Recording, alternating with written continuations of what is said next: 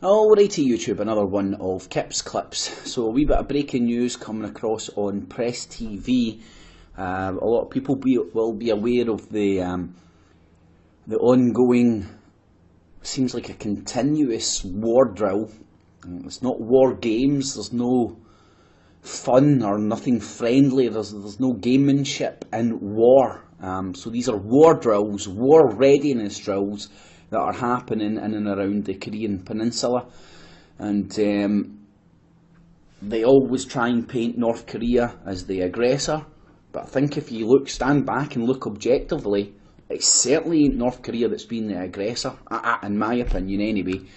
So this is coming out of Press TV, that North Korea slams South Korea, US and Japan war game. It's not a game. There is no gamemanship. There's nothing. There's no games to be had in war. War is about killing people. Okay, there's no fucking game there. North Korea slammed the three-nation naval drill involving the US, South Korea and Japanese warships threatening to bury in the sea a US aircraft carrier, and that is in quotation marks. It wouldn't be the first time that this sort of a rhetoric comes back from North Korea. But it's the manipulation of the rhetoric that comes out. I'm trying to remember something, a manipulation that happened, what was it, 9 months ago, when they started talking about North Korea as being the big bad man of the world again and hyped up the North Korea nuclear threat. And Kim Jong-un, or whatever his name is, came out and said, I'm going to murder this a wee bit, but it's roughly about what happened. He came out and said that if there was war on the Korean Peninsula, it would turn nuclear and it would be a disaster. Something along those lines. And then in the Western media, I think it was The Guardian or something in the UK, that it was reported that Kim Jong-un threatens nuclear annihilation. He didn't threaten nuclear annihilation. He said if there was war on the Korean Peninsula, it would turn nuclear. So the quotes they used were spot on, but they took it out of context, spun it in a headline and completely turned around what the guy actually said. So there's a possibility that this might also be one of those quotes that's took out of context, turned around, jiggery pokery, a wee bit of Jedi mind tricks to make it mean something else. And then another quote from Russian Foreign Minister Lavrov has warned against military build-up in the Korean Peninsula. So there's so many focuses happening all over the world. You've got the Mediterranean, full of warships. Look at the amount of hotspots in and around the Med. You've got Greece in there, you've got Syria, you've got Lebanon, you've got Israel, Egypt, Libya, all other Western African countries. It was Algeria and Mali and stuff. There's been stuff kicking about, so there's lots of hotspots in and around the Med. Then you go over to I'll get mixed up. I think it's the China Sea or the South China, the sea just off the coast of China, where you've got Japan and China facing off. Technically speaking, Russia and Japan are still at war since World War II. They didn't sign any peace deal or anything, so technically speaking, Japan and Russia are still at war. They still have disputed territories that they're griping about.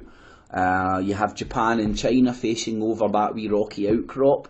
You have Japan and America, they've got a defence treaty in place. Japan or America go to war with anybody, the other is obliged to step in and defend the other. So it's a mutual defence pact. You've obviously got Russia and NATO facing off over Syria. So you've got lots of hotspots all over the planet. You've got the BRICS setting up their economic bloc.